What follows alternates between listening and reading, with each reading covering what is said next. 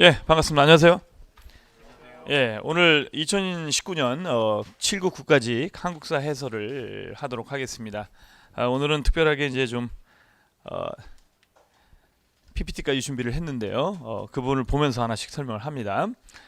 1번부터 들어갑니다. 대개 난이도가 이번에는 좀 많이 쉽게 나왔다고 볼 수가 있습니다. 한 두세 문제 정도 약간 까탈스럽게 느껴지는 부분이 없는 건 아닙니다만 전반적인 난이도의 그런 형태에서 봐서는 7급 문제, 이전의 7급 문제보다는 굉장히 쉽게 나오는 문제 형식이다 이렇게 말씀드릴 수가 있고요.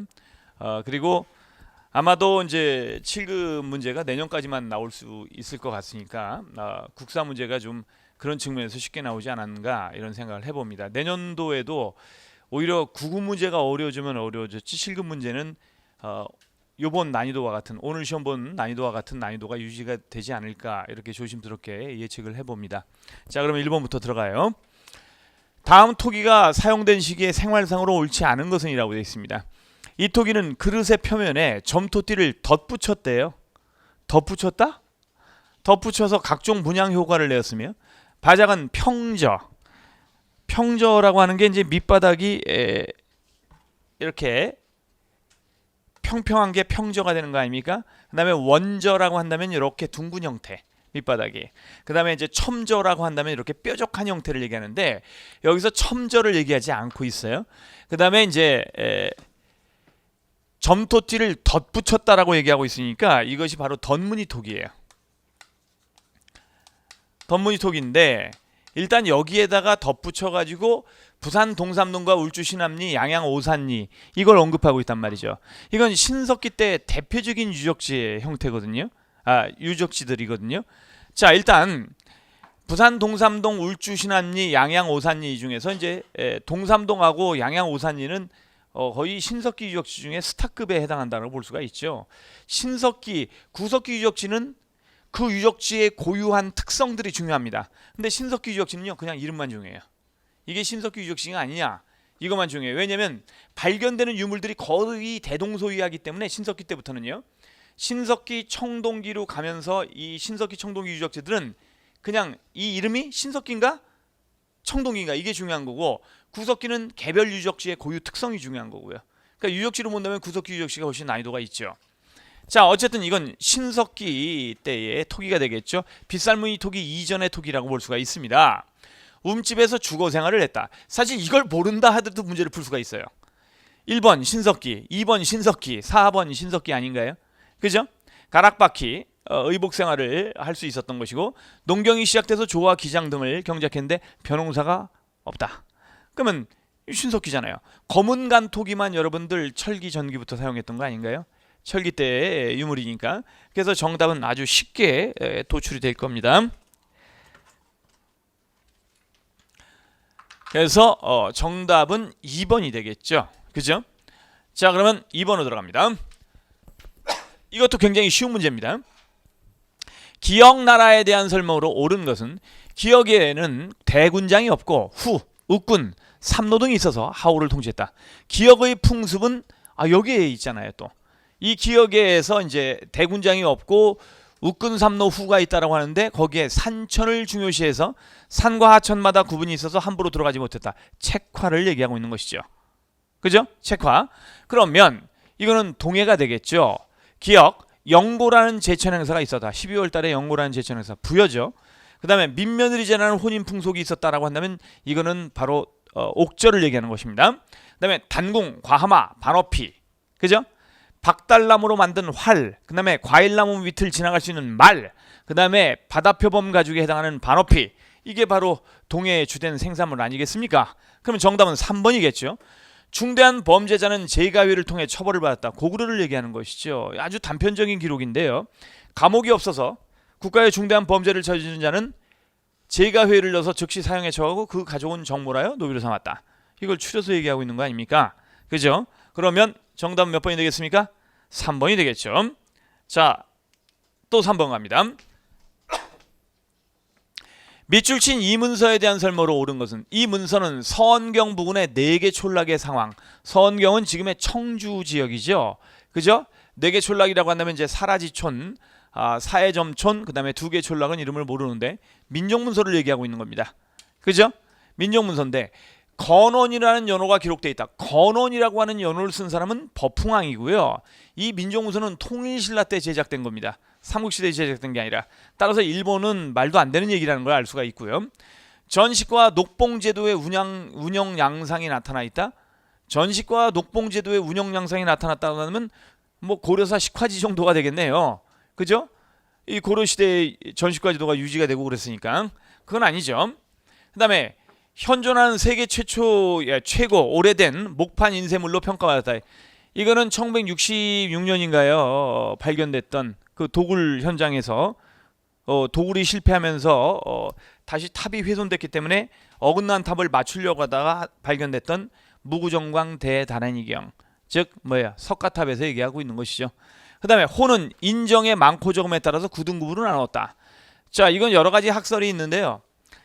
이게 이제 호를 어떻게 나누고 있냐면 상, 그 다음에 중, 하로 구분하고 요걸 다시 상, 중, 하, 그 다음에 다시 상, 중, 하, 또 다시 상, 중, 하. 그래서 대개 요것을 호를 연으로 표현하고 있단 말이죠. 이게 이제 굴뚝에 연기난다 할 때 연기날 연자의 옛 글자인데 굴뚝에서 연기난다는 게 이제 가족 단위를 얘기하는 게 아니냐. 그러니까 이게 호를 얘기한다라고 본단 말이에요. 그래서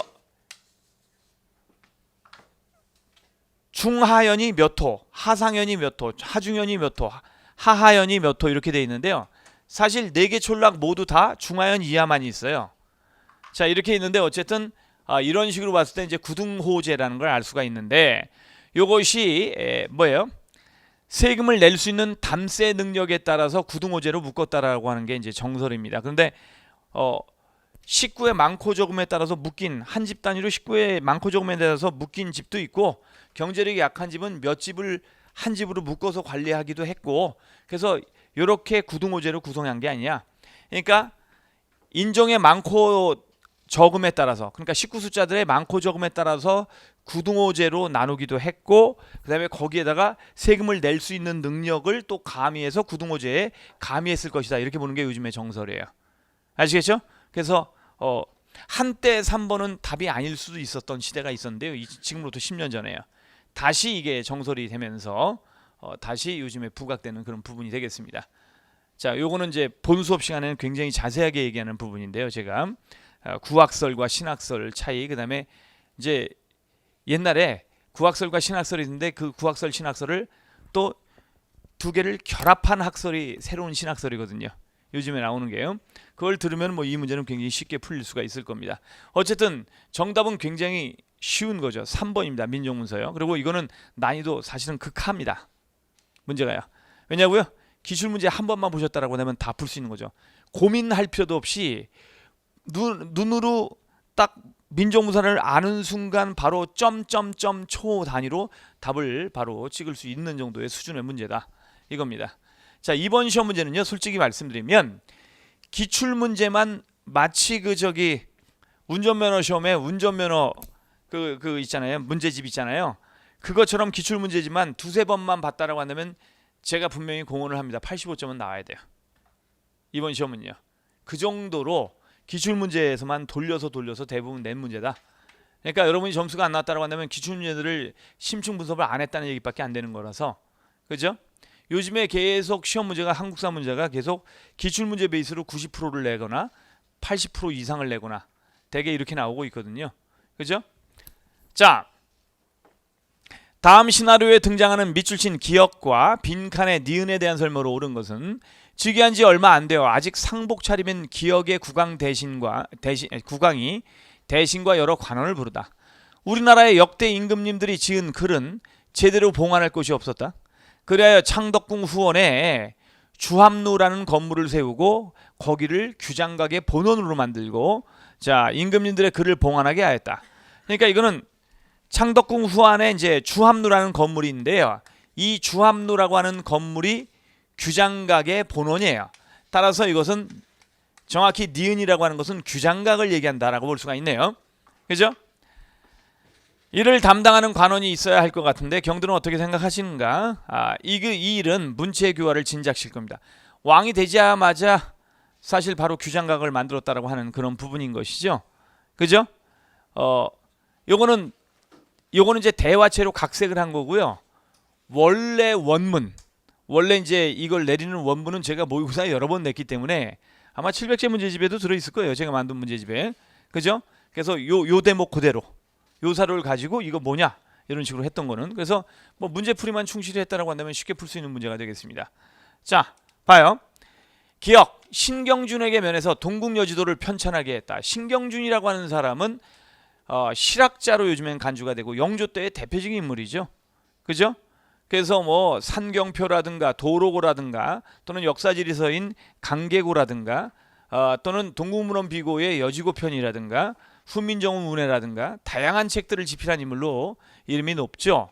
그래서 기억은 영조 때가 되는 거고요. 내수와 각궁방 및 각흥관청에 속한 관노비의 장적을 소각하도록 했다. 이것도 사료 문제로 많이 냈었는데요. 내수와 각궁방과 각사노비들의 뭐를 불태우고 뭐 이런 식으로 나오는 사료가 있단 말이죠.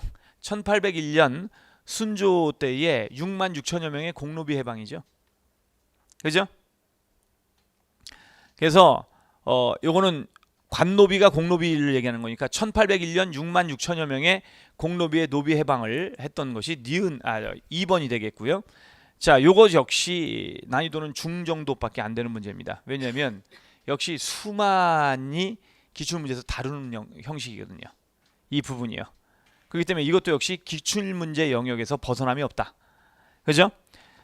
니은, 백성의 억울함을 왕에게 알릴 수 있는 창고의 규장각이요? 이거는 여러분들 뭐 여러 가지를 얘기할 수 있죠. 일단 신문고를 얘기할 수 있고요. 그 다음에 격쟁이라든가 다양한 그런 소원제도 같은 게 있죠. 그죠? 자, 그래서 3번은 규정각과는 관련이 없고요. 그 다음에 니은, 조정관료 중에서 재능 있는 문신들을 선발해서 이곳에서 재교육을 했다. 자, 이렇게 문신들을 선발해서 재교육을 하는 걸 우리가 이른바 초계문신제라고 하는데, 요 초계문신제를 주관하는 기구가 바로 규장각이고, 규장각은 일부 과거시험도 주관을 했었죠. 예전에 구급문제에서도 역시 과거시험과 초계문신제를 규장각에서 주관했다는 게 수없이 많이 나왔어요. 역시 이거 역시 기출문제의 베이스다 이렇게 볼 수가 있습니다. 그래서 정답은 4번이 되겠네요. 자, 5번 갑니다. 이규보. 이 이규보라고 하는 사람은 여러분들 최씨 무신정권 때 대표적인 문신이었던 사람이죠. 그 동국 이상국집이라는 책을 썼고, 그 동국 이상국집 안에 동명왕편이라고 하는 서사시, 역사 서사시가 들어 있습니다. 자, 불교사를 중심으로 해서 새로운 고대사 체계를 세웠다라고 한다면 이게 삼국유사를 얘기한단 말이죠. 삼국유사에서 불교사를 중심으로 새로운 고대사 체계를 세웠다라고 얘기를 할 수가 있죠. 그죠? 그 다음에 유교적 합리주의에 입각해서 기전체 사실로 편찬된 거는 여러분 다 아시다시피 현재 남아있는 책 중에서 가장 오래돼 있는 삼국사기를 얘기하는 거 아닙니까? 그죠? 자, 그 다음에 고구려 계승의식을 통해서 고려의 기원을 신성시하고자 했다. 이게 바로 동명왕편이 되겠죠. 그죠? 자, 그 다음에 우리 역사를 중국과 대등하게 파악하며 단군을 민족의 시주로 인식했다라고 한다면 이건 제왕운기입니다. 왜 제왕운기에서 자꾸만 우리 역사를 중국과 대등하게 파악한다라는 말이 들어가냐면, 제왕운기가 시로 엮여져 있는데 상편과 하편이 있어요. 근데 이 상편은 중국의 황제들의 그런 사적을 시로 엮은 겁니다. 하편은 우리나라 역사를요. 근데 이게 상편과 하편이 상편은 중국의 황제들의 역사를 갖다가 시로 엮었고, 하편은 우리나라 역대 왕들의 역사를 시로 엮었는데, 이게 병렬적으로 대등한 관계처럼 보일 수 있게끔 이렇게 서술이 되어 있다고요. 상하편이 서로 마주보는 스타일로 해가지고 여긴 누가 있었는데 여긴 누가 있었다, 여긴 누가 있는데 누가 있다, 이렇게 대응하는 하는 형식처럼 써있기 때문에 언제나 제왕운기를 설명할 때는 우리 역사를 중국과 대등하게 파악한다라는 말이 들어가요. 자, 제왕운기는 상편이 있고 하편이 있는데, 상편은 중국의 황제들의 역사를 시로 엮었고, 하편은 우리나라 왕들의 역사를 시로 엮었는데, 중국에 대응해서 어떤 황제가 있을 때 우리나라에게는 어떤 왕이 있었다 그래갖고 그걸 업적을 이렇게 견져볼 수 있게끔 이렇게 집필되어 있기 때문에 대등하게 파악한다는 말을 쓰는 것이죠. 그 다음에 여러분들 단군서부터 누가 하늘을 열어 나라를 세웠는가? 뭐 천군이라 하면서 쭉 나오고, 그죠? 예? 요하 동쪽 별천지가 있으니 뭐 조선이라 한다라고 얘기하면서 나오고, 그리고 이제 거기에 줄을 달아가지고 단군 신화를 언급하고 있죠. 그죠? 제왕국의 단군 신화는 삼국유사의 단군 신화하고는 약간 버전이 다르죠. 그죠? 자, 그래서 여기서 정답은 당연히 3번이 되겠죠. 동명항편을 지피란 게 이기 보니까. 이것도 난이도는 쉬운 문제입니다. 역시 기출문제 범위에 들어있는 문제가 되겠습니다. 최근에 2017년서부터 18년 19년까지 올 초반기까지의 기출문제를 풀었다라고 한다면 이 파트에서 제일 핫하게 시험 문제가 계속 연달아서 줄줄이 주렁주렁 나온다는 걸 알 수가 있습니다. 이 파트는요 2018년도에 가장 핫했던 부분이고, 그 다음에 2019년에도 또 가장 핫한 부분이고요. 이게 본물처럼 시험에 나오는 출발선이 2017년서부터입니다. 그죠? 그러니까 이건 뭐 최근에 기출문제에서 많이 다루는 부분인데요. 역시 바로 얼마 전에도 또 언급이 됐던 거죠. 민국 23년이라고 한다면 대한민국이 1919년이 민국 1년 아니에요? 예? 그러면 19년에다가 23을 더해보면 어떻게 됩니까? 42라는 숫자가 나오지만 19년이 민국 1년이니까 23년이라고 한다면 41년이죠. 그러면 기억은 대한민국 건국강령 아닌가요? 예? 임시정부 건국강령이잖아요. 그죠? 그럼 임시정부 건국강령에서 가장 중요한 건 뭡니까? 삼균주의거든요. 그죠? 자, 삼균주의라는 게 조소왕 선생이 쓴 거 아니에요? 그죠? 잠깐만. 선생님 이거 엊그저께 서울시하고 지방직 시험에서 이거 시험에 나왔던 것 같은데. 예, 그렇습니다. 2019년 기출문제에서 한 번 다뤘던 걸 또 낸 겁니다. 같은 해. 아시겠죠, 여러분들? 그러니까 그래서 여러분들 기출문제 풀이를 할 때는 반드시 들어와야 된다는 얘기예요. 제가 매 토요일마다 시험 볼 때마다 바로바로 하잖아요. 그죠? 그때도 시험지 수북하게 싸놓고 기다리고 있단 말이죠, 여러분들을요. 그러니까 항상 들어오셔갖고 오늘처럼 이렇게 들어오셔가지고 이걸 들으셔야 되는 거죠. 그때 만약에 그 수업을 지금 지방직하고 서울시 문제 풀이를 할 때 그 자리에 현장에 있었다고 한다면 이 문제는 그냥 이것도 역시 점초 만에 풀었을 거예요, 여러분들. 예? 자, 여기 보시기 바랍니다. 삼균주의라는 게 뭐냐면 개인 대 개인, 그 다음에 민족 대 민족, 국가 대 국가, 이렇게 상정을 했단 말이죠. 그래서 일단 우리가 새롭게 이제 독립을 해야 되는 나라는 개인 대 개인이 매몰되지 않고 개인과 개인이 모두 동등하게 존중을 받아야 하며, 민족 대 민족을 동등하게 대우해야 되는 나라가 돼야 되고, 또 그 다음에 민족을 단위로 한 국가를 본다면 국가 대 국가를 또 동등하게 대우하는 나라가 돼야 된다. 그죠? 이렇게 해서 이제 대외적인 삼균을 얘기합니다. 그죠? 그 다음에 개인이 민족이나 국가에 매몰돼서도 안 되고 국가나 민족이 개인에 매몰돼서도 안 된다라고 하는 이런 아주 복잡한 삼균이란 말이죠. 그래서 여기서 이제 1차적으로 삼균을 얘기해요. 그 다음에 개인의 입장이라고 한다면 개인에 있어서도 말이죠. 개인의 권리가, 개인 대 개인의 권리가 어떻게 보장이 돼야 되느냐. 일단 누구나 정권의 균등, 이거 뭐 참정권의 개념을 얘기하고 있는 것이죠. 그죠? 그 다음에 이권의 균등, 자 이거는 경제적 균등을 얘기하는 겁니다. 그 다음에 학권의 균등을 누릴 수 있어야 한다. 교육. 그래서 이렇게 개인의 권리에서의 삼균을 이렇게 얘기하고 있단 말이죠. 그런데 일단 여러분들 이 개인의 균등에서 참정권은 누구나 이제 정치에 참여할 수 있는 권리를 가져야 된다는 얘기고, 여기서 이권의 균등이라고 하는 것은 기본적으로 뭐냐면은 모두 누구나 경제적 그런 평등을 누리기 위해서는 일단 토지의 국유화가 선제적으로 이루어져야 된다. 일단 토지를 국유화시킨 다음에 재분배해야 된다는 얘기죠. 그죠? 그 다음에 대생산기관, 대생산기관은 대기업을 얘기합니다. 일단 대기업들도 국유화시켜가지고 여기에서 이것을 다시 이권을 재분배하는 쪽으로 가야 된다라고 얘기한단 말이죠. 그래서 토지의 국유화와 대기업의 국유화, 대생산기관의 국유화가 바로 임시정부의 강령안에 포함되는 겁니다. 그죠? 그 다음에 학권의 균등이라고 하는 것은 바로 이게 여러분들 의무교육의 개념이죠. 그죠? 여러분, 우리나라에서 의무교육제가 처음으로 등장한 게 이제 단계별로 갑니다. 자, 초등학교 의무교육이 처음으로 언급된 건 언젠가요? 이승만 정부입니다. 이승만 정부인데 6.25 전쟁 이전에 이미 의무교육제가 제도화됩니다. 뭐라고요? 초등교육의 의무교육제들은 그러니까 6.25 전쟁 이전이에요. 근데 전쟁이 빵 터진 거라. 그래서 실질적으로, 그러니까 법으로 만든 거는 6.25 전쟁 이전이고요. 그 다음에 이게 실질적으로 이제 펼쳐지게 되는 거는 54년서부터 초등교육 의무제가 본격적으로 펼쳐지게 됩니다. 예? 자, 그리고 중등교육의 의무제가 최초로 나온 건 언젠가요? 1980년대가 되겠죠. 85년인가 86년인가. 제 기억은 85년으로 기억하는데요. 자, 저를 보세요. 초등교육의 의무제도를 법으로 규정한 거는 6.25 전쟁 이전인데 이것이 제도화돼서 본격적으로 적용되기 시작한 거는 1954년부터라고 얘기를 했고요.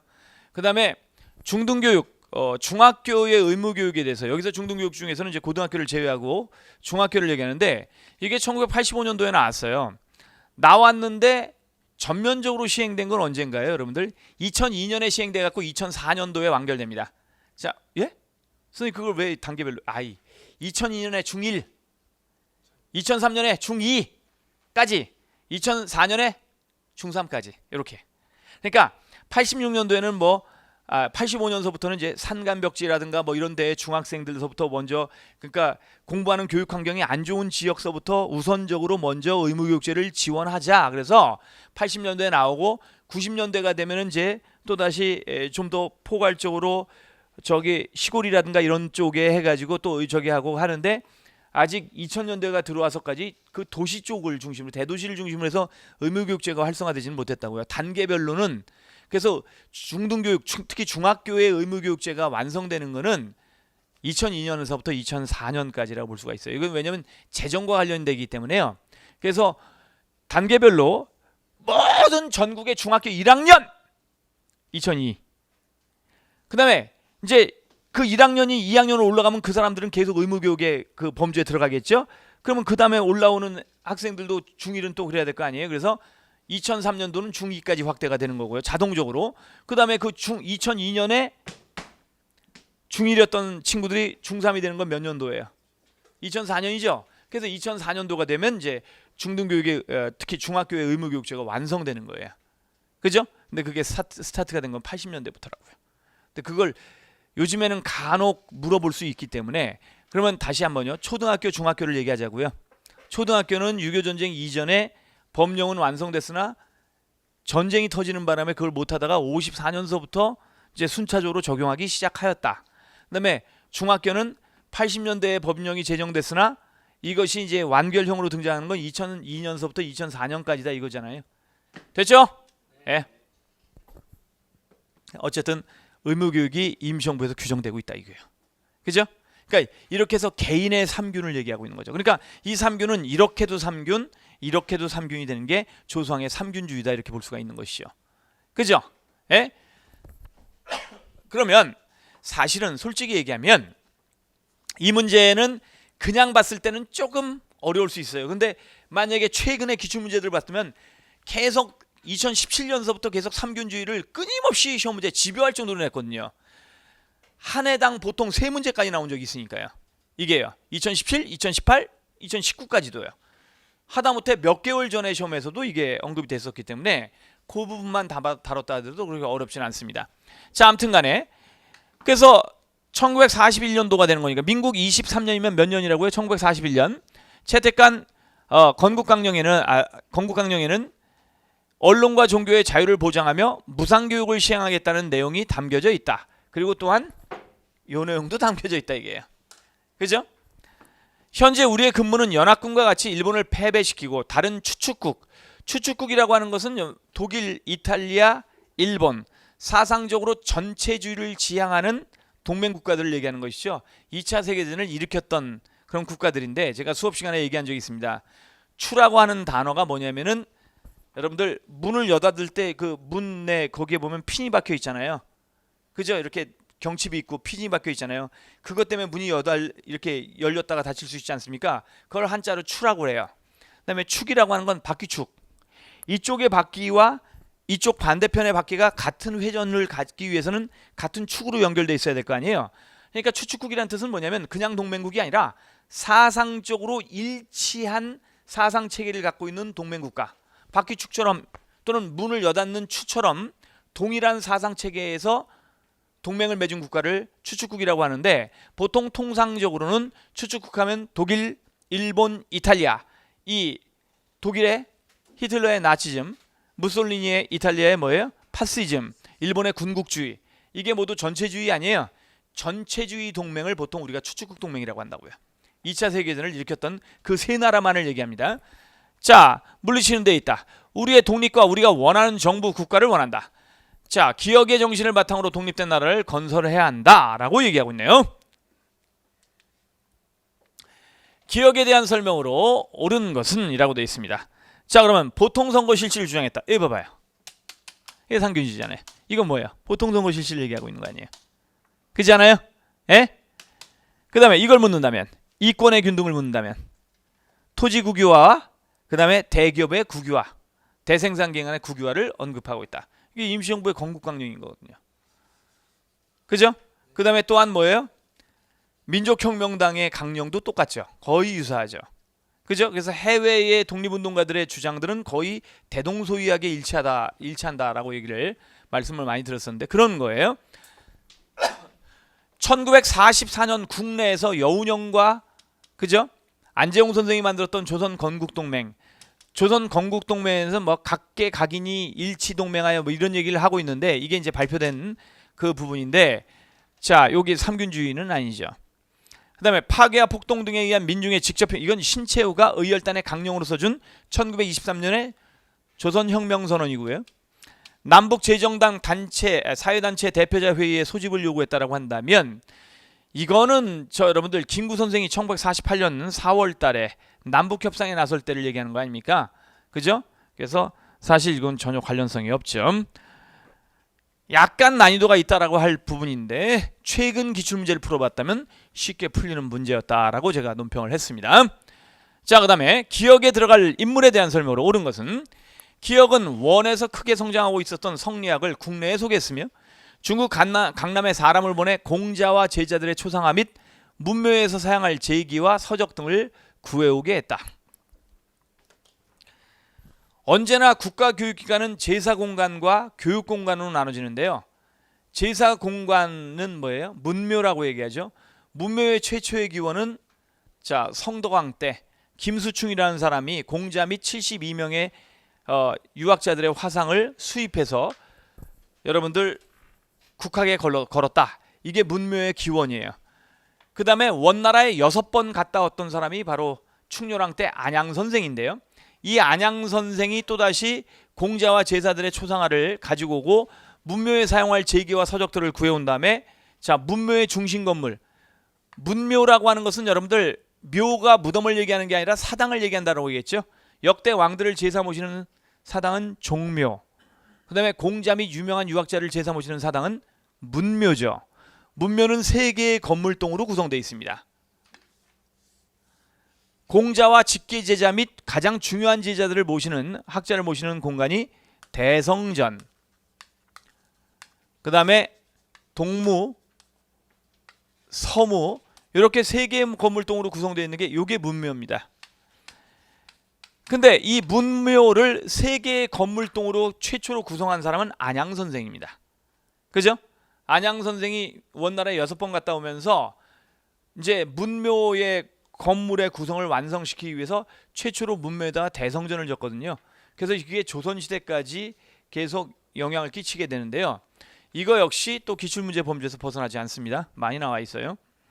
자, 최초의 성리학 입문서인 학자진암도를 편찬했다.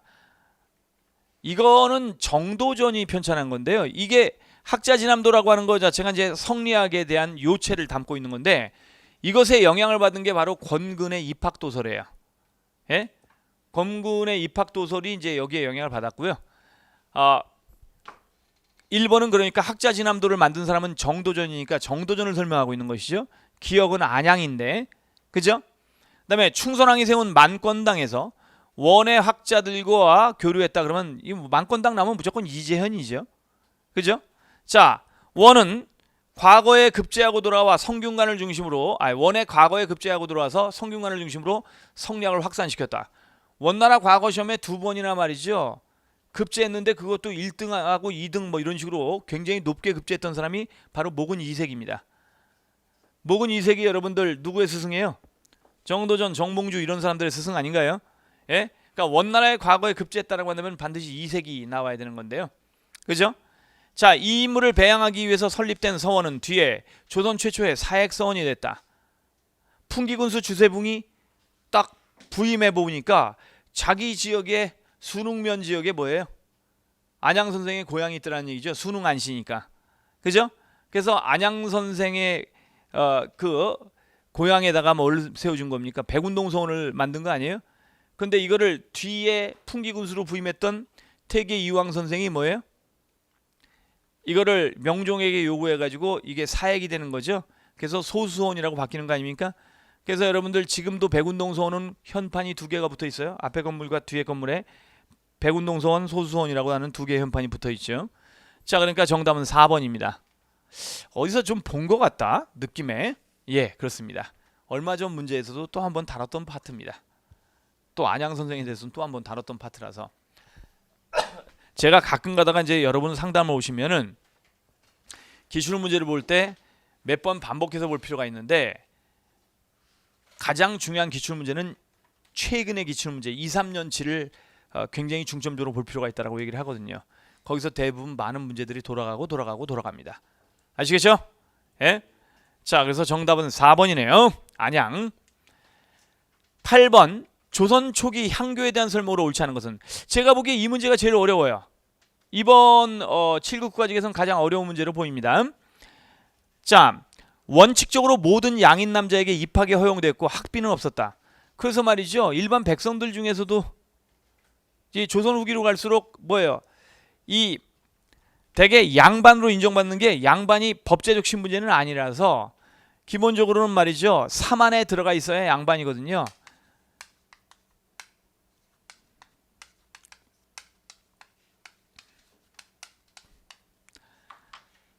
향안이라고 하는 것은 여러분들 유양소라든가 또는 향약에서 작성하는 양반 명단입니다. 지역 양반 명단이 뭐라고요?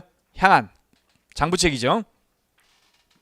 원래 유양소가 작성을 하고 그리고 나중에는 이제 바로 뭐예요? 향약에서도 작성이 됐던 게 이게 향안이고요. 그다음에 교안은 향교의 안입니다. 향교의 학생들의 명단이죠. 그다음에 원안이라고 하는 건 서원의 명단입니다. 그죠? 근데 이 중에 한 군데만 딱 이름이 올라가게 되면 다른 쪽에서도 인정을 받는단 말이죠. 근데 그 중에서 가장 약한 게 교안이에요. 교안은 나중에 권위가 떨어져서 이거 뭐 누구나 이렇게 교환해 갖고 이름을 올려 가지고 하다 보면은 다른 쪽으로도 이제 퍼져나가서 뭐 서원에 입학할 수도 있고 나름대로는 뭐 향안에까지 이름을 올릴 수 있는 방식이 되니까. 자, 아무튼 간에 원칙적으로 모든 양인 남자에게 입학이 허용됐고 학비는 없었다. 맞습니다. 이게 이제 향교에 대한 거죠. 그다음에 모든 구년에 향교를 두기로 하고 구년의 규모에 따라 정원을 정했다. 9년 1교 원칙이잖아요. 조선이라는 나라가 330여 개의 부목군년을 갖고 있어요. 군년을. 그러면 향교도 몇 개가 있는 거예요? 330여 개가 있는 거 아니겠습니까? 그죠? 자, 그래서 9년 1교 원칙인데 이게 정원제잖아요. 그죠? 정원에 의해서 딱 갖춰졌다라고 해가지고 정원에 의해서 나오나요? 여기에? 향교에 대해서 나오나요? 안 나오네요. 요약본이라서 안 나오나 봐요. 그죠? 과연 그럴까요? 거기 나와요. 성균관 향교 보면은 인구 비례에 의해서 해가지고 쭉 어떻게 구성이 되느냐. 부 대우도부 모계는 50명, 도우부에는 40명, 군 30명, 현 15명으로 배당되었다. 조선 초에. 그래서 9년의 크기에 따라서 정원이 정해졌다. 인구 비례에 의해서. 얘기한 바가 있었습니다. 예? 그죠? 맞죠? 자, 2번 맞는 얘기고요. 매년 자체적으로 정기시험을 치러서 성적 우수자에게 성균관 입학 자격을 주었다. 성균관은 말이죠. 입학 자격이 어떻게 됩니까? 자, 일단 성균관의 학생들이 200명으로 구성이 되어 있었는데요. 이게 이제 150명, 200명 중간중간에 좀 바뀌게 되는데, 일단 성균관의 유생들은 기본적으로는 속과 급제자, 속과 합격생, 이 속과 합격생을 상제생이라고 불러요. 자, 그래서 속과 합격생이라고 한다면 여러분들 생원과 진사과에 합격한 생원진사들이죠. 예? 김생원, 이진사 입학할 수 있습니다. 그 다음에 하재생이라고 그래갖고요. 현직 관료 중에서 하급 관료들이 이제 또 입학할 수 있습니다. 그 다음에는 승보시라고 그래가지고 사부학당 학생이라든가 이런 학생들이 자체 시험을 봐가지고 또 성균관에 입학할 수 있습니다. 그런데 향교는 아니에요. 향교는 점점점 격이 떨어지기 때문에 사실은 향교에서 성균관에 입학하기 위해서는 향교 자체 시험을 봐가지고 통과가 되는 게 아니라, 이것도 정기 시험도 아닐 뿐더러, 예? 향교 자체 시험에서 성적이 우수하면요, 생원진사과의 1차 시험 초시를 면제해주고 복시를 보게 하는 특전이 있습니다. 그래서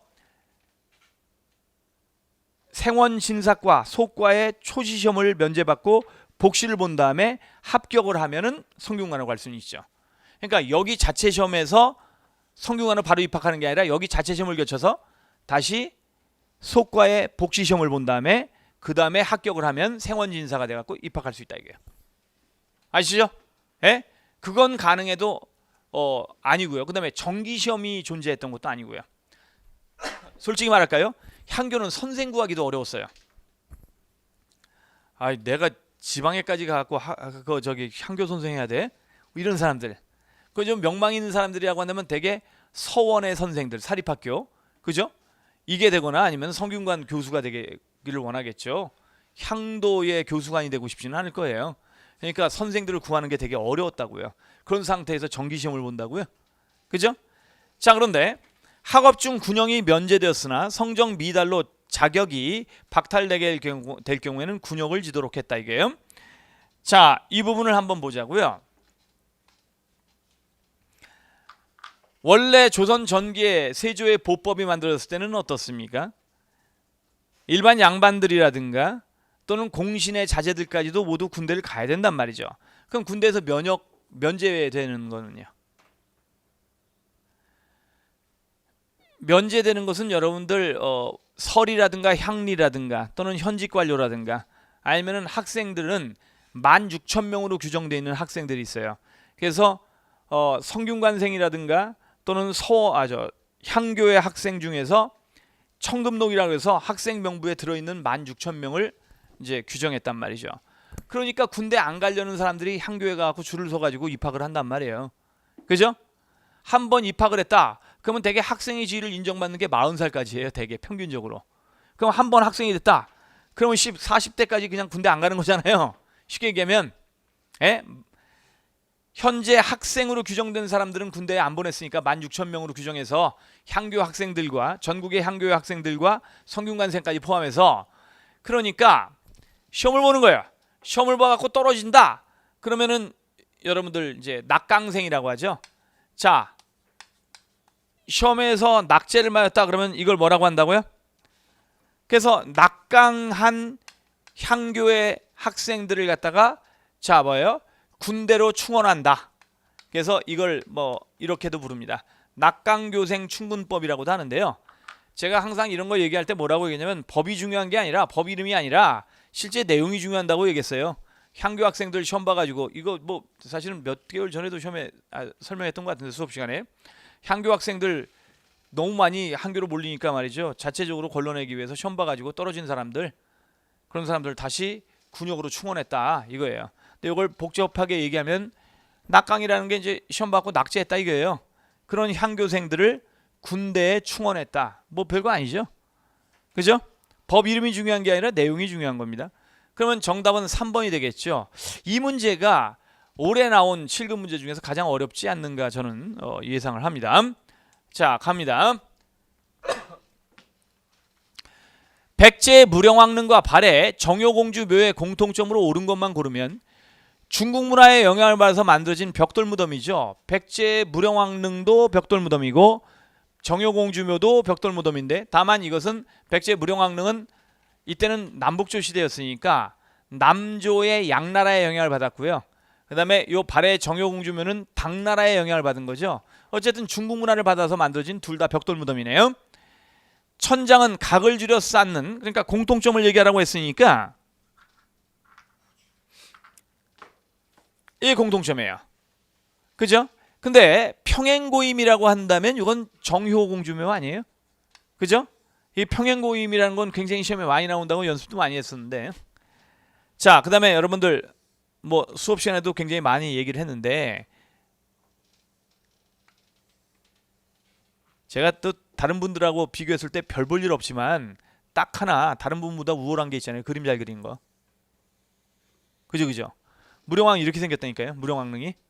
그래서 이렇게 생긴 상태에서 흙을 덮은 거죠. 이렇게. 그죠? 그러면 지금 천장이 어떤 형태로 생겼어요? 아치형이죠. 아치형. 그러니까 천장까지 벽돌인 거예요.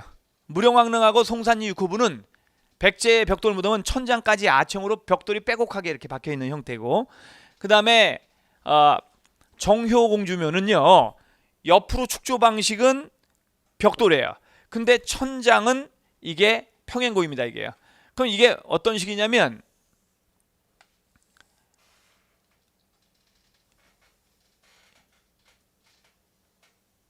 이런 방식으로 축조하는, 이 방식이 지금 요렇게 축조하는 거. 그죠? 요것이 평행고임이란 말이죠. 그러니까 여기까지 벽돌을 고여서 이렇게 만들고, 여기는 돌판이에요. 위는요. 그래서 돌판으로 돼 있고 옆면은 벽돌로 축조돼 있고, 이게 바로 정효공주묘다 이게요.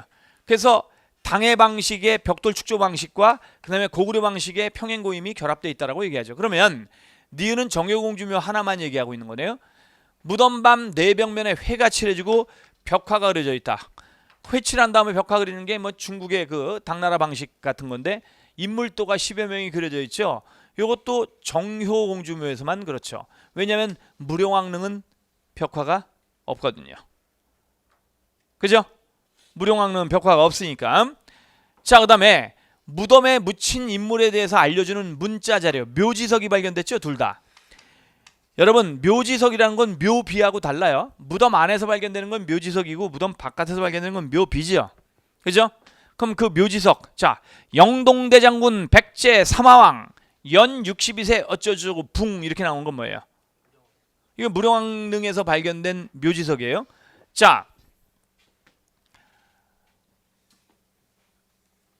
공주, 이제 이게 정해공주묘하고 정효공주묘에서 발견된 묘지석은 내용이 같죠. 죽은 사람 이름하고 나이만 달라요. 자, 36세에 죽었는데 문왕 56년에 죽었어요. 자, 공주는 대왕의 넷째 딸이다 이게요. 근데 대흥, 보력, 효감, 금륜, 성법대왕의 넷째 딸입니다. 그죠? 공주는 그래서 36세에 사망했는데, 공주는 무산의 정기를 받고 곤륜산의 정기를 받고 어쩌고저쩌고 해서 너무 매우 아름다웠다. 이건 도교적 특성이죠. 그 다음 문장이 뭡니까? 공주가 사망했을 때 황상은 매우 슬퍼해서 조회를 금지하고 국사를 잠깐 멈췄다 이게요. 그래서 아버지 문왕을 대응보력, 효감, 금륜, 성법대왕, 대왕이라고 언급하고 뒷부분에서는 황상이라고 언급하고 있는 거 아니에요. 황제. 그죠? 그래서 공주가 사망했을 때 황상이 매우 슬퍼해서 조회를 금했다. 뭐 이런 식으로 나온단 말이죠.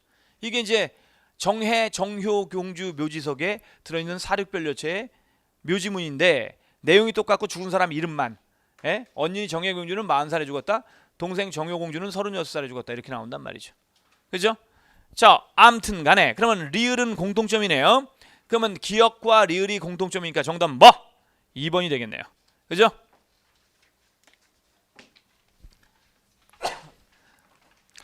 제가 최근 출제 경향을 2017년서부터 지금 분석을 하고 있는데요. 대개의 경우 몇 년 동안 돌고 도는 문제들에, 그러니까 여태까지 한 번도 대한민국 역사에서 그런 적이 없었어요. 공무원 시험에서.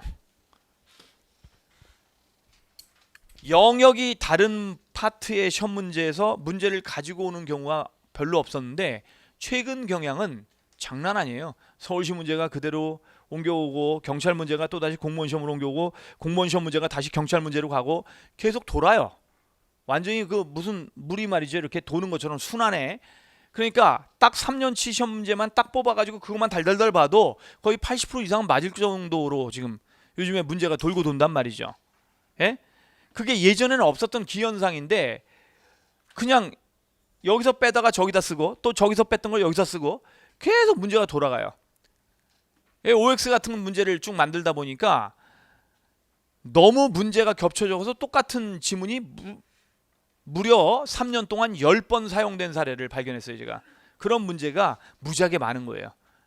그래서 입에서 뭐라고 한 소리 진짜 성의 없이 시험 문제 내네 진짜. 몰랐는데 이렇게 비교해 보니까 진짜 똑같은 지문을 계속 쓴 걸 또 쓰고 또 쓰고 같은 애만 똑같은 지문이 3번 시험에 나오고 이게 무슨 이렇게 사지선다에 같은 지문이 한 해에 3번 나온 적도 있어요. 똑같은 지문이. 이게 뭐 하는 행위인가 하는 생각이 들더라고요. 요즘에 그거 정리했었거든요, 제가. 얼마 전까지도 그거 정리하면서 쭉 보면서 야, 그러면 이건 뭐 그냥 운전면허 시험으로 뭐 보듯이 뭐 이렇게 뽑아갖고 이거 연습만 시켜도 80점 나오겠네. 3년치만 갖고 훈련시켜도 이런 생각이 들더라고요. 최근 들어와서. 그냥 수업하지 말고 이것만 요령만 가르쳐줄까 하는 생각이 들 정도로 속상했어요. 자, 가요. 미출신 왕의 제기간에 있었던 일로 옳지 않은 것은 왕 24년 봄에 전라도 지휘사 김경손이 초적 이연년을 쳐서 평정했다. 이때 이연년 형제가 원율 담양 등지에서 여러 울의 무례배를 모아서 해양 등의 주연을 공격. 반드시 어느 왕 때 누구 때 뭐라고 해서 무신정권 때의 반란을 물어볼 것이다. 자, 예측을 하면서 얘기를 했었죠. 그죠? 그렇게 트렌드가 요즘에 이 파트. 그래서 여러분들 정중부 집권기의 지배층의 반란이라고 한다면 뭐가 있어요? 3년 뒤에 일어났던 김부동의 난, 4년 뒤에 일어났던 조이총의 난, 그죠? 그 다음에 이제 망소의 난이 이제 1176년이고 이렇게. 그래서 정중부 집권기에는 이런 반란들이 일어나고 그 다음에 뭐예요? 경대승 집권기에는 딱 하나, 전주 관노의 난 하나. 그 다음에 이민 집권기에는 김삼이 효심의 난. 그 다음에 최충원 집권기가 제일 많이 일어났죠. 예, 그죠? 뭐 이비의 난이라든가, 그죠? 제주도의 그 번석 번수의 난이라든가, 그 다음에 또 뭐 어마무지하게 많지 않습니까? 뭐 교종승려들의 반란도 있고,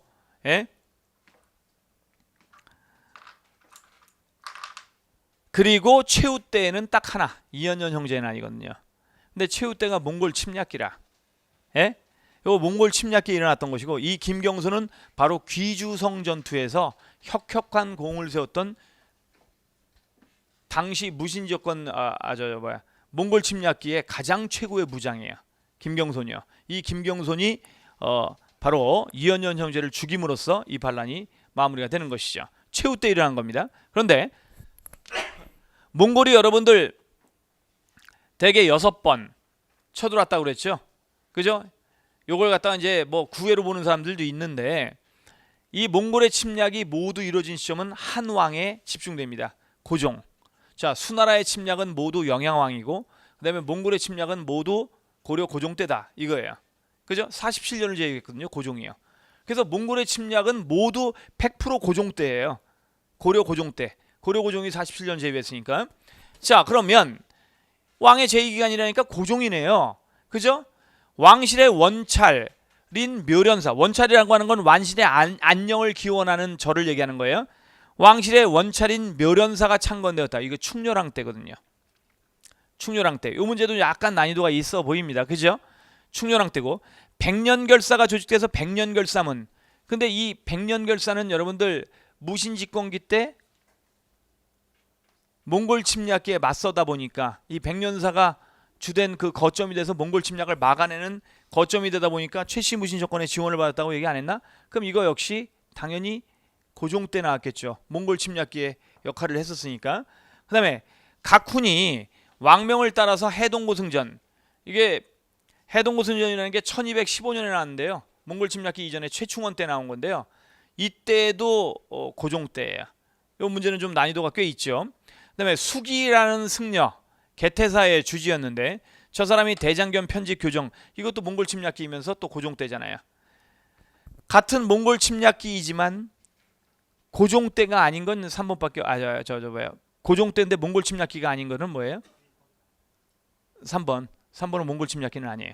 이건 최충원 때고. 그죠? 근데 어쨌든 2, 3, 4번이 모두 고종 때예요. 그럼 1번은 충렬왕이니까 1번이 답이에요. 난이도 꽤 있죠. 난이도는 상 이상입니다. 요거는요. 그죠? 요 문제는 아까 향교 문제와 더불어서 양강 정도가 되겠네요. 그죠? 사실 뭐 김경손이라든가 이런 거 얘기, 그다음에 요걸 알면 사실 그렇게 답이 보일 수도 있습니다만. 다음은 조선 책략의 유포에 반발해서 유생들이 올린 상소문이다. 1881년에 뭐예요? 영남만인소죠. 기역 니은 나라에 대한 설명으로 옳은 것은, 기역은 우리가 본래 모르던 나라입니다. 쓸데없이 타인의 권유로 불러들였다가 만에 하나 그들이 우리의 허점을 보고 우리를 업신여겨 어려운 요구를 강요하면 장차 이에 어떻게 대응하실 겁니까? 미국을 얘기하는 것이죠. 에? 니은은 본래 우리와는 싫어하거나 미워할 처지가 없는 나라입니다. 에? 이걸 적으로 삼으면 되겠습니까? 이건 뭐예요? 니은은 러시아죠. 그죠? 자, 하물며 러시아, 미국, 그리고 일본 모두 오랑캐들입니다. 누굴 후하게 대하고 누구를 박하게 대하기 어렵습니다. 라고 얘기하겠습니다. 그러면 기역. 자, 기역이 어떤 나라라고 그랬죠? 미국이라고 얘기를 했죠. 그죠? 자, 그러면 청해할선으로 조선과 불평등 조약을 맺게 됐다. 맞죠? 여러분들. 자, 기역. 이모군란 이후 조선에 대한 내정 간섭을 강한 건 청이죠. 미국이 아니라. 그죠? 그 다음에 니은 천주교박해에 항해해서 강화도를 침략했다. 이건 병인양요 프랑스잖아요. 그죠? 러시아가 아니죠. 거문도를 불법 점령해서 러시아에 남아. 이거는 영국이니까 뭐 쉽게 나옵니다. 정답이요. 몇 번이 되겠습니까? 1번이죠. 다음 법령이 시행됐던 시기에 있었던 사실. 자, 회사령이네요. 회사령은 1910년도에 만들어서 1920년도에 폐지됐죠. 요 안에 들어가는 사실 골라내면 되는 거네요. 그죠? 경성제국대학이 설립되었다. 1924년이죠. 그죠? 예? 틀렸네요. 경찰번 처벌규칙, 이게 맞죠. 무단통치기에 1912년. 그죠? 그 다음에 학교에서 조선어 사용이 금지된 거, 실질 폐지는 1938년. 그 다음에 완전 폐지는 1943년 4차 교육령 때란 말이죠. 그럼 어쨌든 이거는 30년대 후반 이후부터 이제 점점 강화되는 상황이니까요. 아니고. 그 다음에 일본 상품에 대한 관세가 본격적으로 철폐된 건 1923년이에요. 그러면 요 안에 들어가는 거는 2번이 정답이네요. 그죠? 예? 자, 이 문제도 뭐 쉽게 풀 수 있는 부분이고요. 역시 기출 베이스입니다. 다음은 남북 사이의 화해와 불가침 및 교류의 협력에 관한 합의서의 일부이다. 기역 니은에 해당하는 것을 바르게 연결한 것은, 남과 북은 분단된 조국의 평화적 통일을 염원하는 온결의 뜻에 따라 기역에서 천명된 니은을, 자, 이거 91년이죠? 12월 달에 5차 남북 고위급 회담 이후에 만들어진 게 남북 기본 합의서죠. 그럼 91년이라는 것만 알아도 되겠네요. 기역에 해당하는 거. 자, 77 특별선언. 77 특별선언은 8877, 7788 올림픽 하기 전에 나온 것이다. 그죠? 그래서 남북의 공동 변형의 원칙, 그 다음에 뭐예요? 남과 북의 경제 교류를 민족 내부의 경제 교류로 인정한다라는 내용이 나와요. 자, 그 다음에 6.15 남북 공동선언은 이건 2000년도에 나온 거 아닌가요? 그죠? 자, 7.4 남북 공동성명을 되새기는 내용들이 제일 많은 거죠. 그죠? 그래서 자주평화 민족대단결의 조국통일 3대 원칙, 항상 이것이 이제 반복적으로 나오지 않습니까? 그죠? 그러니까 정답은 3번이에요. 다른 걸 언급한 적이 없어요. 자, 일단은 합의된 것을 중심으로 간다면 2번, 3번이 답해야 될 텐데, 왜냐면 합의한 것을 다시 재합의를 하고 있는 거잖아요. 남북 기본 합의에서는. 근데 이 중에서 요거는 2번은 2000년이니까 요게 91년서 네, 그거의 베이스가 될 수는 없잖아요. 3번인 거고. 이건 남한이 일방적으로 발표한 게 77선언이고, 한민족 공동체 통일 방안도 역시 남한의 통일 방안이잖아요. 이게 3단계 통일 방안이라고 그래 가지고 단계별 통일 방안이거든요. 그죠? 이것이 이제 뭐 남북 연합을 형성해서 뭐 통일을 지향한다 이런 식으로 나가는 건데요. 한민족 공동체 통일반은 1989년인가 그래요. 제가 군대에서 이거 시험 봐갖고 휴가 났어요. 2년 무장대에서. 자, 14번 갑니다. 그래서 요거는 3번인 거고요. 고려기 권문세족에 대한 설명으로 옳지 않은 것은 음서는 이들의 지위를 유지할 수 있는 중요한 제도적 장치였다. 권문세족은 원간섭기의 집권 세력입니다. 독자적으로 완벽한 독립을 유지한 상태의 지배층이 아닌 거예요. 그러니까 권문세족은 원나라에 빌붙어야만 자신들의 권력을 유지할 수 있습니다. 그래서 원나라에 빌붙기 위한 매개가 뭐예요? 관직이거든요. 예? 관직을 가지고 있어야 그거 한단 말이죠. 그래서 자, 음서를 통해서 관리가 된 사람들, 권문세족 시기에 음서를 통해서 관리가 된 사람들의 평균 나이가 12세에서 13세예요. 여러분, 문벌귀족 사회 때 음서를 통해서 관리가 된 사람들의 평균 나이가 17세예요. 자, 제가 지금 최하 나이를 얘기했습니까? 평균 나이를 얘기했습니까? 평균 나이를 얘기한 거죠. 그죠? 무슨 얘기냐면 원래 음서는요 18세 이상만이 저 조상의 음덕에 의해서 서용된다 그래서 음서의 혜택을 볼 수 있는 겁니다. 최하 기준이 18세예요. 근데 처음부터 지켜지지 않은 거예요. 왜냐하면 문벌귀족 사회에서도 평균 나이가 17세라고 한다면 최하 기준의 18세보다 더 낮은 나이잖아요. 이게 평균 나이니까 음서를 통해서 관리에 진출한. 근데 권문세족들이 음서를 통해서 평균적으로 관리에 진출한 평균 나이가 몇 살이라고요? 이게 초딩이잖아요.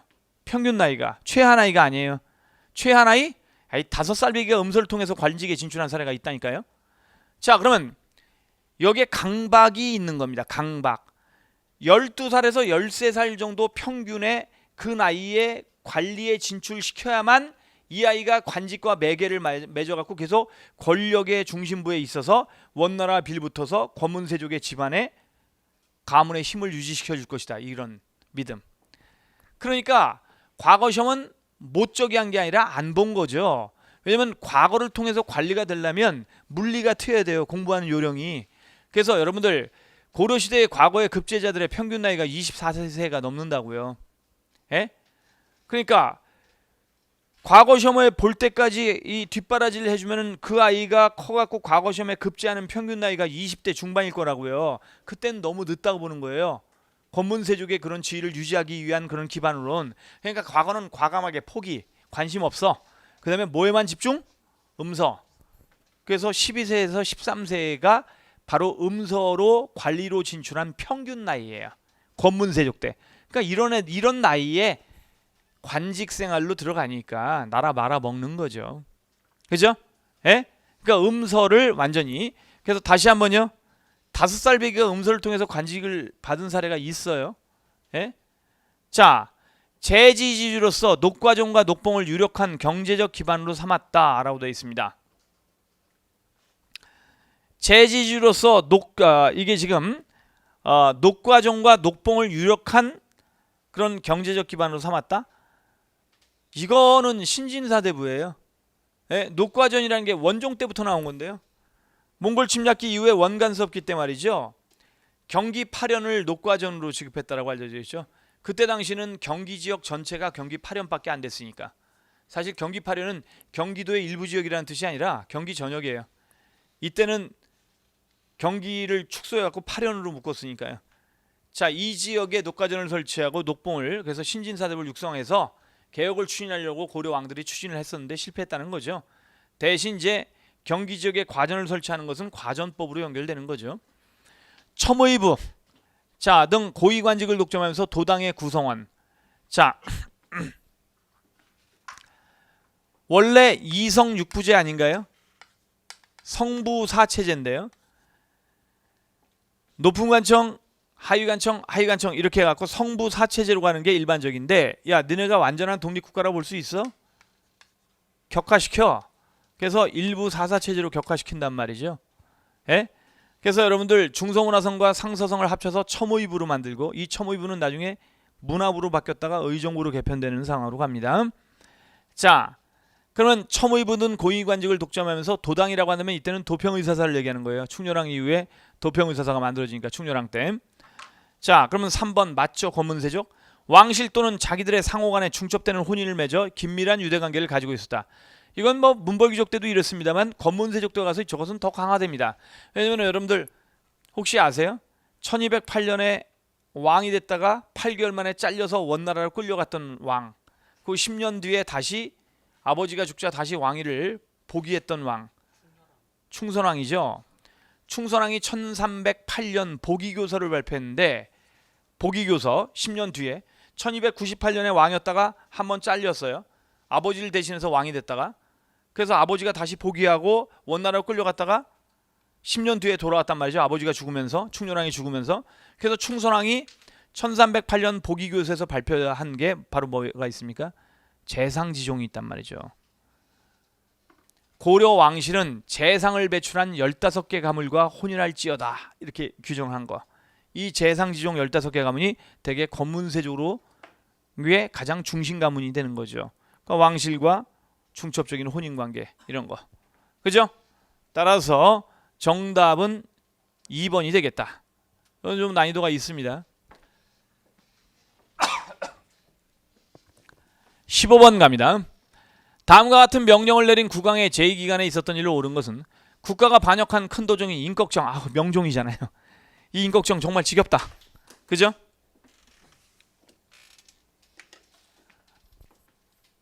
자, 그러면 인꺽정이라고 하면 명종 때인데 불교의 선교의 앙종을 부활시키고 선과, 승과를 다시 설치했다. 명종 때에 명종이 12살의 왕이 됐잖아요. 경원대군. 명종의 어머니가 누굽니까? 문정왕후 윤씨입니다. 굉장히 대단한 불교 신봉자죠. 여러분들 9호선 딱 급행을 타고 갑니다. 쭉 가다 보면 뭡니까? 뽕은사 이렇게 나오죠. 그 봉은사가 바로 이때 문정왕후의 후원으로 이 봉은사 주지가 누구였습니까? 보우예요. 보우. 그 고려 말의 보우 말고 조선시대의 보우. 그죠? 이 사람이 이제 이 보우라는 사람이 문정왕후 후원을 받아가지고 불교를 갖다 흥성시켰던 사람이 아니에요. 그죠? 1번이 맞네요.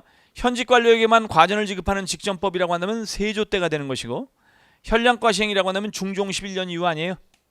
그죠? 조광조의 건의. 기축옥사를 계기로 해서 동이 남인과 북인으로 갈라졌다. 기축옥사라고 한다면 여러분 선조 때잖아요. 임진왜란 전. 그죠? 예? 붕당정치에서. 따라서 정답은 1번이 되겠다. 양명학에 대한 설명으로 옳은 것만을 모두 고른 것은 했습니다. 이것도 여러분들한테는 좀 어려울 수 있어요. 명종조에 처음으로 전래돼서 이황에 의해서 이단으로 비판받았다. 양명왕수인이라는 사람이요. 양명왕수인이 왕양명이라고 하죠. 이 사람이 호가 양명인데 양명왕수인이 만든 게 양명학인데요. 이 왕수인이 죽은 게 1620년대예요. 예? 그러니까 이제 우리나라의 중종 때 사망하게 되는데 이때에 처음으로 이제 양명학이 우리나라에 처음으로 전래됩니다. 자, 중종 때 이것을 전래했던 사람은 서경덕이 받아들였다고 하죠. 그죠? 근데 서경덕은 결코 양명학자는 아니었지만 자, 동시대의 양명학을 빠르게 받아들였던 거예요. 그죠? 예?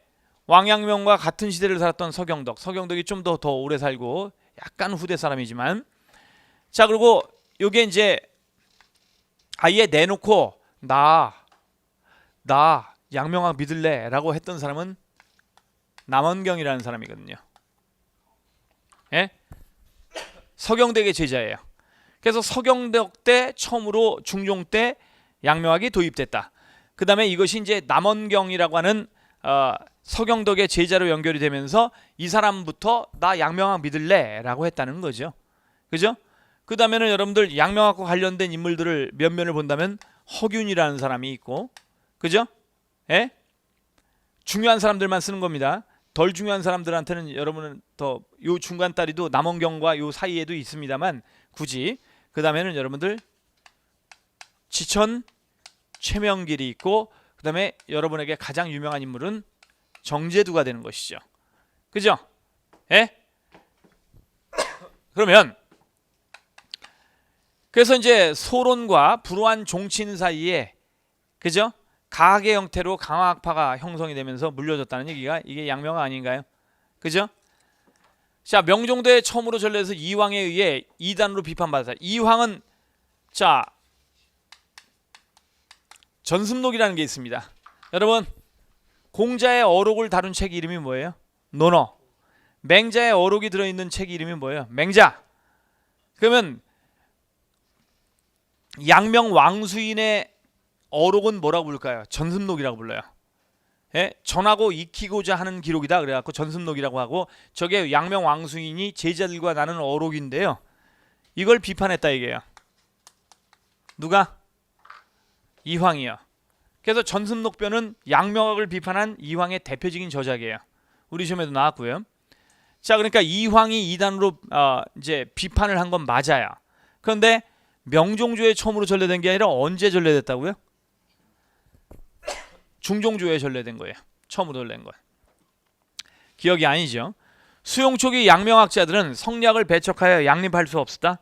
자, 이 남원경이라는 사람이 말이죠. 여러분들 학문을 주관하는 굉장히 높은 관료직을 역임했던 인물이고, 남원경이 밤을 새면서 토론을 했던 대표적인 상대가 누굴까요? 남원경이 나는 양명학 믿을래! 라고 자기 입장을 굳히면서 밤새 만나서 토론을 했던 인물이 있습니다. 여러분 잘 아시는 인물, 퇴계 이황입니다.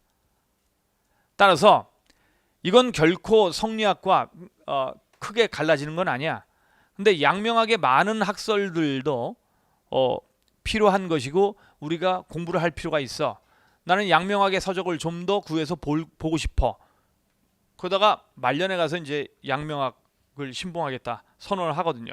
처음에는 양명학이 들어왔을 때 나 양명학을 믿어 이게 아니라, 이런 책을 봤는데 이런 책의 내용은 이런 식으로 주장이 되네. 그대는 어떻게 생각하는가? 이러면서 이제 토론이 일어나는 거죠. 그래서 실질적으로 보면은 이제 뭐예요? 바로 남원경하고 가장 많이 토론을 했던 상대방은 퇴계 이황이고요. 그래서 퇴계 이황이 상당히 많은 그런 그 양명학에 대한 많은 정보를 얻을 수 있고, 마지막에 가서 그런 입장으로 갔다라고 합니다. 근데 초창기에는 성리학과 양립할 수 있다. 그리고 성리학의 이런 측면을 양명학이 보완할 수 있다라는 측면으로 접근을 했기 때문에 성리학을 처음부터 배척했던 것은 전혀 아니라는 것이죠. 그죠? 그러니까 이 니은은 무조건 틀릴 수밖에 없죠. 그죠? 박은식의 유교 구신론, 유교에서 새로운 것을 구해야 한다. 성리학 중심의 유교가 유학이 침체되는 원인이니까 양명학 중심으로 유교에서 새로운 걸 구해가지고 개편해야 된다. 이게 박은식의 유교 구신론 아니에요? 성리학 중심의 유교계를 양명학 중심으로 개편하자. 이게 한말의 박은식의 유교 구신론이다 이게요. 정인보의 조선학 운동, 예, 실학에 대한 연구라든가 이런 것들, 그죠? 정약용의 연구라든가. 이때 당시 조선학이라고 한다면 세 사람을 얘기할 수 있지 않습니까? 1930년도에 조선학 운동에 매진했던 인물들. 정인보, 또 한 사람 안재홍, 또 한 사람 문일평, 이 세 사람이죠. 조선학 운동에 매진했던 인물들. 자, 어쨌든 정인보와 박은식 선생은 가장 대표적인 뭐예요? 근현대 파트에서 가장 대표적인 양명학자들이에요. 정권에 소외된 소론과 왕가의 종친, 그리고 서울 출신들 인사들 사이에서 가학으로 이어지면서 퍼졌다. 맞죠? 그죠? 그래서 정답은 디귿 리얼 4번입니다. 이렇게 해갖고 가 가장 어려운 문제라고 보시면 되겠네. 그죠? 자, 갑니다.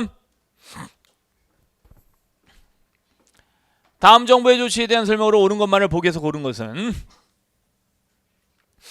상태가 매우 좋은 갑종 백동화는 개당 2전 5리의 가격으로 새 돈으로 바꿔주고, 그러니까 이게 상태가 좋지 않은 을종 화폐는 개당 1전의 가격으로, 기가 막힌 얘기죠. 이런 거 자체가. 왜냐하면 지금 부등가 교환의 원칙을 얘기하고 있는 거거든요.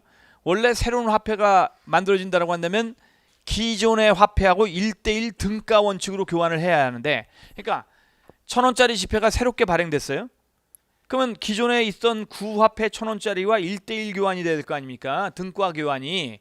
근데 이거는 부등가 교환. 그죠? 부등가 교환을 얘기하고 있는 거 아니에요. 이게 뭐예요 지금? 메가다의 화폐 정리 사업이죠. 1905년 러일 전쟁 후반기에. 그죠? 자, 한일 신협약을 계기로 추진됐다고요? 아니, 한일 신협약이 1907년에 만들어졌는데 어떻게 1905년에 메가다의 화폐 정리 사업이 영향을 받을 수 있을까? 이거에 대해서 말이 안 되는 얘기죠. 은화를 발행해서 본위 화폐로 삼고자 했다. 은화를 바탕으로 해서 은본위 화폐 제도를 취했던 것은 1891년 신식 화폐조례예요.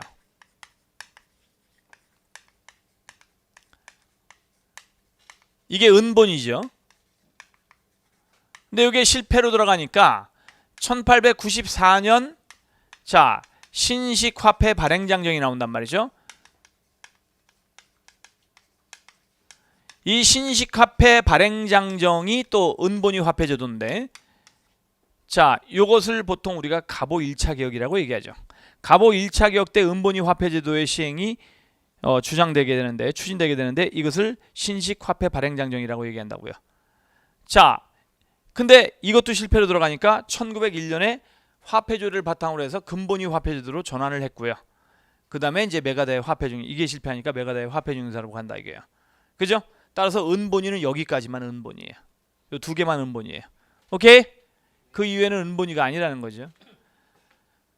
제1은행을 교환용 화폐로 사용하였다. 제1은행권. 일본의 상업은행인 제1은행과 대한제국이 계약을 체결해서 일본의 상업은행인 제1은행이 대한제국의 중앙은행의 역할을 해주겠다라고 해서 제1은행권에서 대한제국의 화폐를 찍어서 그걸 교환해 주겠다는 거잖아요. 디귿 맞죠? 이때 필요한 자금은 모두 차관의 형태로 조달했다 이게요. 그러니까 차관의 형태로 빚으로 조달했으니까 그게 다 국채가 되겠죠. 그죠? 그러면 디귿 리얼 이게 정답이네요. 4번. 1930년대 전개된 항일 독립운동에 대한 해당하지 않는 것은 한국 독립군이 쌍성보 전투에서 참전하였다. 1932년이죠. 그죠? 쌍성보 사도하자 동경성 대전전형 경박호 전투.